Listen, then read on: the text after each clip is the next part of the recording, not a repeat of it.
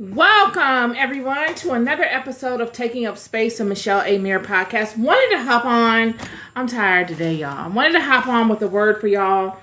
It was on my spirit all day today about just recapping my podcast, my Bible study that I delivered to you yesterday on David and the Lords of the Philistines and his experiences in moving under such a tremendous pressure and attention. But today I want to speak to, I want to focus in on an aspect of what I spoke to yesterday. I know I had spoken to you about the Lords of the Philistines and how a big deal that was, and David having the audacity to go before them and to petition them to allow him to support him in waging war with his own community of people. This is a huge deal. But I want to focus in on why David would do that. This is what God has put on my spirit all day today. I've been thinking about it. And so I took the time to come forth today, even though I'm tired, to really give you some more communications on this so that I give it all I got in regards to what God is speaking to me about this particular text. In chapter 29, we meet David as he is positioning himself with another king, the king of Achish, to present him and his army of men, his 600 army of men, before the Philistine nation. At this point, when chapter 29 opens up, it opens up with, now the Philistines gathered together all their armies to Aphek, and the Israelites pitched by a fountain which is in Jezreel. So there is a war at hand. Israel is about to go to war with the Philistines. Up to this point, David is the champion of Israel as it relates to the Philistines. David has unalived Goliath, their giant. Their giant that waged war with the nations and dominated so much that no one could contend against him. Using the armor that we spoke to in the podcast or the Bible study regarding it, David defeated one of their most formidable warriors. Goliath represented the strength and the prowess of the Philistine nation. This in itself was a huge deal, because after David defeats Goliath with nothing but one stone, word goes out. This is during a time when word of mouth was everything. You could be done away with just by a rumor. No social media, no mail, no newspaper, strictly word of mouth. David defeats the Philistines' most powerful warrior, a giant, with nothing but a slingshot and a stone. And then we fast forward from there, and David is waging war with the Philistines at every turn to keep them at bay while he is trying to figure out what to do about the Saul situation. He's ostracized from his nation, yet he's still being a shield and a resource in the protection of his nation. Keilah. David goes to Keilah, and the Philistines are there robbing the threshing floor, taking all of the substance that these people will have throughout the seasons of life, depleting their resources. David comes and defeats the Philistines. So where we see David waging war with the Philistines again, or well, not again, but where we see David coming upon the king of Achish to partner with the Philistines is right here in chapter 29. want you to listen to the verbiage that the Bible speaks to us to how David did it. We're going to get into this. Chapter 29, verse 2. And the lords of the Philistines passed on by hundreds and by thousands. But David and his men passed on in the reward with Achish. They're all about to go to battle. All of the armies are arraying themselves. It's going to be a toe-to-toe conflict going on. Everybody is lining up their troops. What the Bible is conveying regarding these lords of the Philistines, you would think that there's hundreds of thousands of them, the way that it sounds, the way that I read it. And the lords of the Philistines passed on by hundreds and by thousands. But David and his men on in the reward with Achish. So it sounds like there's hundreds and there's thousands of the Philistine rulers. But that's not what it's conveying. There were 5 independent city-states that made up the Philistine nation. And each of these states had rulers. The Philistine nation was like a confederacy. They're kind of like the Midianite and the Moabite situation where you gather a group of people that are closely neighboring one another, and you create a confederacy. And this confederacy will buffer you, meaning that if something happened to one nation, one city, another city could come to the rescue. The neighboring nations will all coagulate to support one another. This is kind of like how the Philistine nation was set up. It's a confederacy. They called it Pentapolis. I think that's a Greek name. I don't know what they originally called it, but due to Hellenistic practices, we're going to call it Pentapolis, okay? And these 5 Philistine rulers, what the Bible is conveying in verse 2 is that there are 5 Philistine rulers walking. Some walking into battle amongst hundreds, some coming into battle amongst thousands, meaning some had larger armies that they were representative of than others. Yet they're all one unit going to battle together. One band, one sound. This is where they get that from. The Philistines. Now, I told you in past Bible studies or even in podcasts who these Philistine people are. You can go reference my past communications on them. They were a group of people you didn't want to see them coming, friend. I'm telling you. They were organized. They had a lot of courage. They were somewhat comparable to Israel in the fact that they believed in themselves, friend. They saw themselves capable. And they were scandalous in the sense that they were audacious. They had heart. Wherever you have courage and it comes from within, you will be audacious. You will always see yourself capable. So there's not a lot of fear buffering you from expanding and moving fluidly. Fear is not their God. Fear is not cloaking them and limiting their perspective, neither their activity.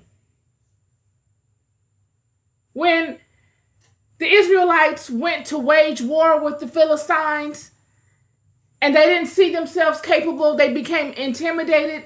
And then someone said, let's go get the Ark of the Covenant. And they went and got the Ark of the Covenant. And once they brought the Ark of the Covenant, the Philistines, the Bible says the Philistines heard them cheering and happy for miles and miles. Because they felt like, okay, we could actually overcome now. We have this physical Ark of the Covenant. Whereas before, when it was just man to man, will against will, purpose against purpose. They didn't see themselves capable. And what happened? God allowed them to lose the war against the Philistines. Why? Because the Philistines came back after hearing the Israelites cheering and happy, uplifted, courageous now because they have the Ark of the Covenant. Whereas before they didn't have it, they didn't feel that way. Now that energy needed to go somewhere. Right? The energy that Israel was feeling before of being defeated and saddened has been replaced because of the Ark of the Covenant, and now they're happy. But that saddened, that defeated energy, that spirit want to go somewhere, and it tried to rest upon the Philistines. That's what the Bible conveyed. And then what did the Bible also say? That the Philistines says, we will not bow down to you.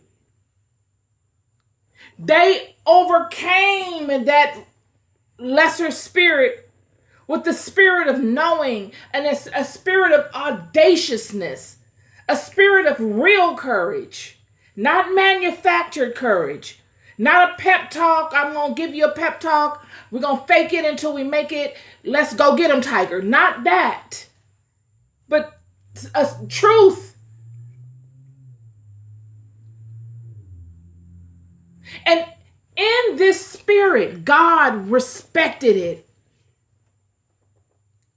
and allowed them to defeat Israel and take the Ark of the Covenant. This is the only reason why the Philistines got it, is because they adopted the right spirit. All these things you need to realize because they form a body. They tell you who's leading these people. I can tell what the mind is like. I can tell what the character of the head is by way the body moves. And the Philistines as a people, even though they were scandalous, surely, I'm telling you, they may not respect the way you respect. They may not honor the way that you honor. But as far as character, as far as inner resolve, as far as integrity, will, coupled with power, they had it. Absolutely. And it is these people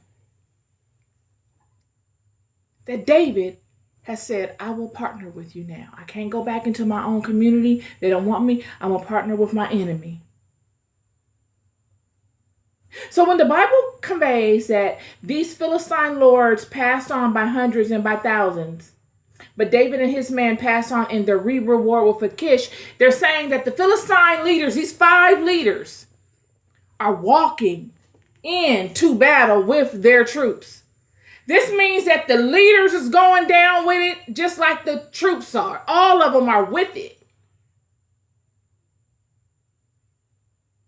And David and his men fall in alignment behind them. They wait till certain troops go forth and then they fall in alignment with the troop at the end. They're trying to mingle in. Why would he do that? Well, come to find out that the head of the Philistine nation finds out that these Hebrews are amongst them.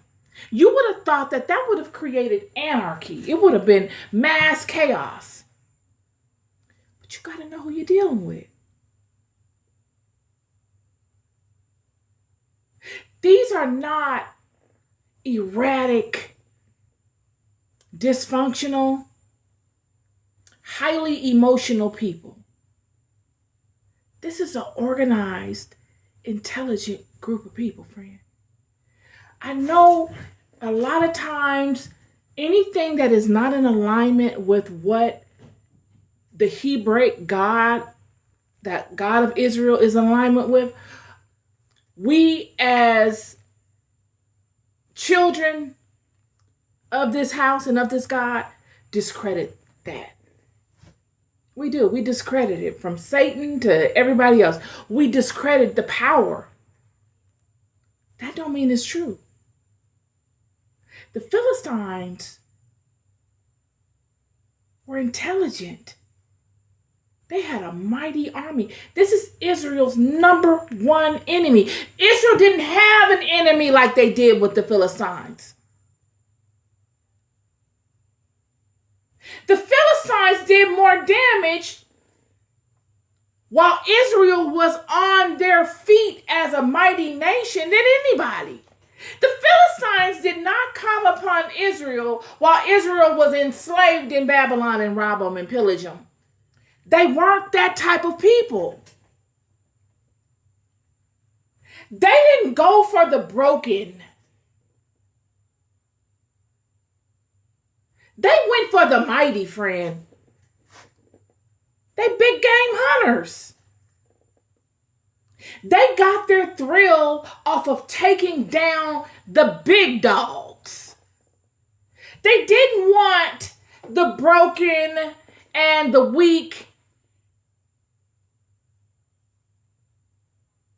flock. They thought too highly of themselves. They lived by a code. They took pride in knowing I went toe to toe with you and you were at your best. That's the type of people that they were. They took pride in knowing I went toe to toe with you and I aligned to a particular philosophy while going toe to toe with you. This is who they were. I know many people don't want to hear it, but it's the truth. The Philistine nation, when David comes upon them, the leaders, not the warriors, the man in the army, but the leader gets word of it. That is why David did it the way he did it. He didn't want to see the man on his level. There was nothing that the Philistine warriors could grant David but problems and a waste of time. They weren't high enough in the chain of command to be able to grant David what he needed. David is going forth in front of kings, friend. David has the king of Achish as his ally, who then puts him in the ranking and in communication with the kings of the Philistine nation. Had David come amongst the armies of the Philistine, it would have been a different outcome. Because the armies of the Philistine would do what they were programmed to do. Annihilate David and his men. It's what they were in line to do. Think of them as T cells in your body. They're there to eradicate anything that penetrates the kingdom.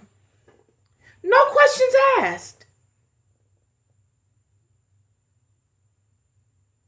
And this is what I need you to know. This has been on my spirit today. A lot of your battles in your walk, the majority of the battles in your walk will be getting you ready, showcasing your skills, chiseling out your muscles, making you good with your artillery, all your weaponry, getting you familiar with it. Well, how? By coming in and out of situations with the runners, the warriors, the ground level troops that the kings put in place to act as buffers between them and anyone else. David in his walk had gotten to a place where he was beyond the ground level troops. He's already made a name for himself waging war with them. Now David needs to speak to the king. who is the king, and let them know I want to talk to them. Whether I am able to go before them myself or I can be in contact with someone that can. Tell the king my intention. And when the kings of the Philistines get word of what David wants, of course they're upset because they're on their way to war. Nobody has time for this. Is there some sort of issue internally here? How has this come about? So they're initially upset that David is even amongst them with his brethren. But because they know of David, before David even got there, they knew of David, friend.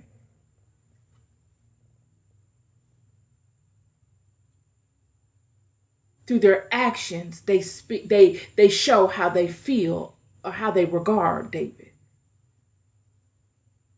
They could have had all of those hundreds of thousands attack David and nobody would have cared. Saul wouldn't have cared. David unalived their strongest giant. This is comparable to taking the Ark of the Covenant. David has been a thorn in the Philistine side since he became a warrior for Israel. David was putting in work, friend. Like, for real. But instead of them attacking David, they turn him down. And they say, is not this David of whom they sang one to another in dances, saying, Saul slew his thousands and David his 10,000s? This is the kings. This is not some small tribal village of ignorant people.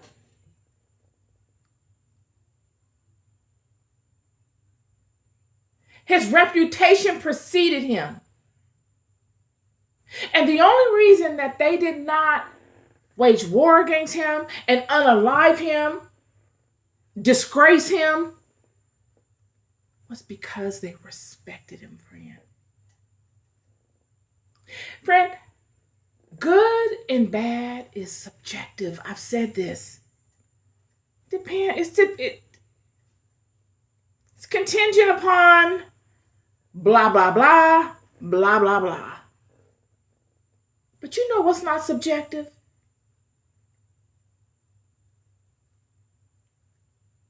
Character.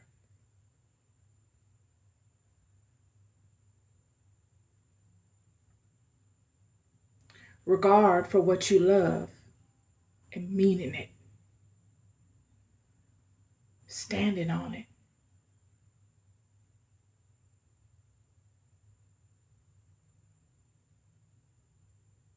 Respect.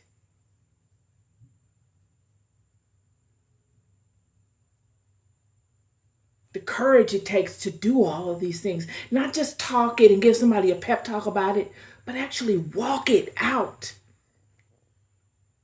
amongst extreme difficulties and still win. This is what the Philistine lords saw in David.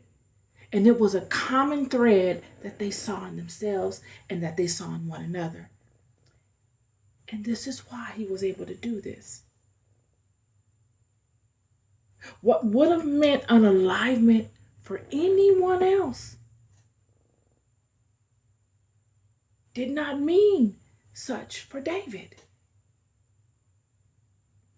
And it wasn't premeditative. David acquiring what he acquired that qualified him to such a degree, he could never have premeditated it. You can't manufacture such. But it takes someone that has walked it or walked something comparable to it to know this. Not understand it, not imagine it, but to know it.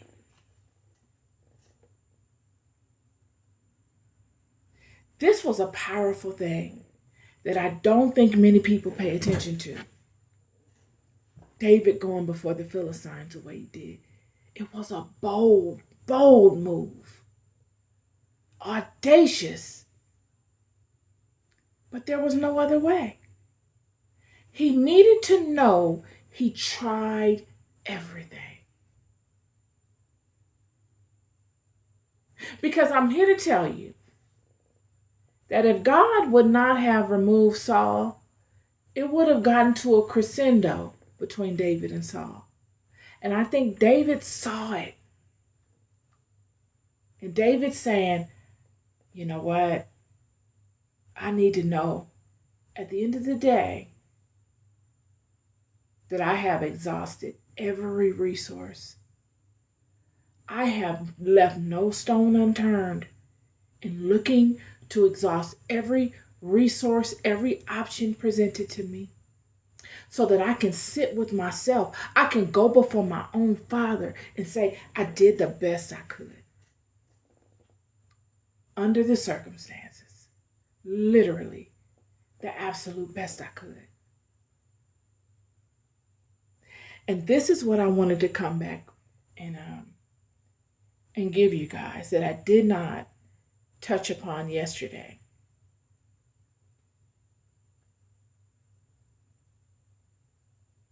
If David would have come amongst the Philistine army, they wouldn't have known the bigger picture.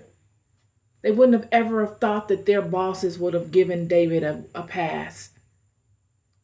Why? Because they're programmed in a particular way. That's the level of knowledge that they have. They themselves haven't ascended to any additional height in their walk as a warrior to be granted new levels of knowledge. It's all they know. Friend, there are people that you are dealing with that are waging war with you that don't know the full scope of your situation. They think they do, but they don't know the full scope. They're not at that level to be told the full story of your stuff. They're not God. They're not sitting at the right hand of God getting insider knowledge on what God's plan is for your life. They know the level of which that they can come to terms with. Yet, a lot of times you would have passed them. You're trying to make sense of your situation by someone that you have outranked. You need a middleman.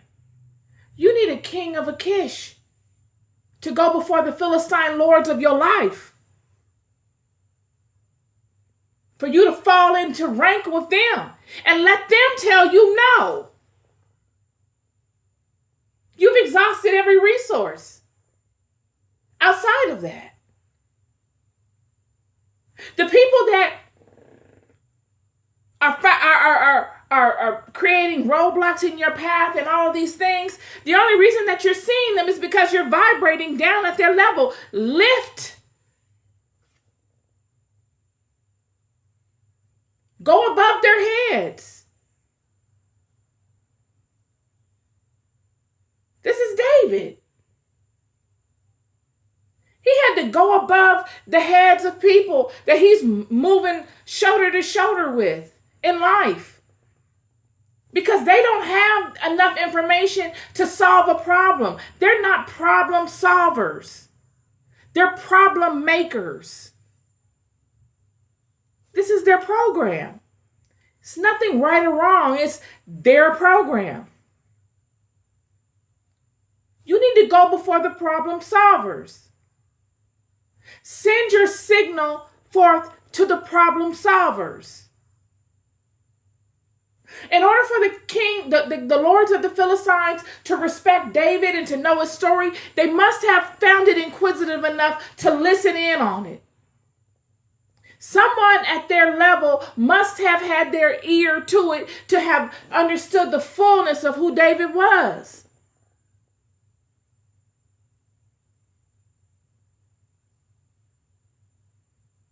Yet David David's story was useful to everybody. Everybody, friend. Because when you see David's story, you see the magnificence of God. You see the magnificence and beauty of the creation via. You see the magnificence and beauty of the Creator via the creation. Why wouldn't they? Do you not know that all the fallen angels and every spirit that inhabits this realm was created by the same Creator that created you? Surely,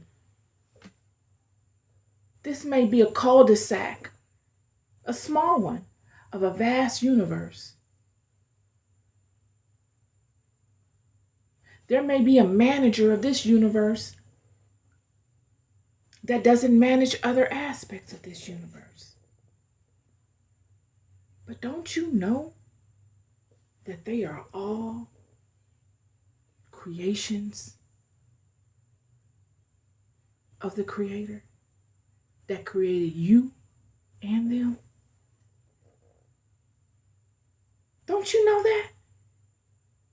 So to see an aspect of the creation show itself in its fullness that you don't get to see often, would they not sit and focus their attention on it? Are they too high up to acknowledge such majesty? Not in the person, but of the Creator by way of the creation.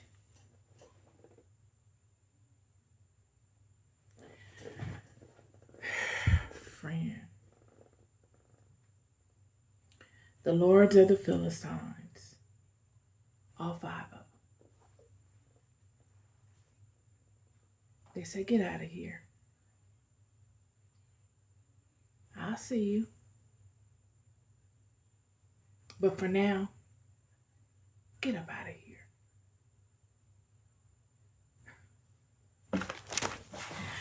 Man, y'all, it's a great story. It's a great story. It's a great story.